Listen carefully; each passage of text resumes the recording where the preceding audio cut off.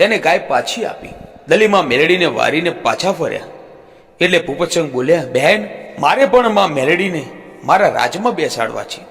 પછી માં મેલડીએ ભંકોળાના રાજમાં આસન વાળ્યું. હવે ભૂપતસંગના રાજ્યમાં મેલડી બેઠા એટલે ભૂપતસંગને માં મેલડીની ભક્તિનો રંગ લાગ્યો. ભૂપતસંગ દર રવિવારે મેલડી માતાના મઢે દર્શન કરવા જતા. હવે બન્યું એવું કે એક દિવસ ભૂપતસંગ શિકાર કરવા નીકળ્યા અને કડીના રાજા મલ્હાર રાવે તેના 200 સૈનિકો સાથે ભૂપતસંગને ઘેરી લીધા. ભૂપતસંગને નક્કી થઈ ગયું કે હવે મર્યો જ સમજો. પણ આ દિવસે રવિવાર હતો એટલે ભૂપતસંગને મેલડીમાં યાદ આવ્યા કે હે માં, હું મરું છું એનો અફસોસ નથી, પણ આજે રવિવાર હતો. જો તારા દર્શન થઈ ગયા હોત ને તો મારો જીવ સદગતિએ જાત.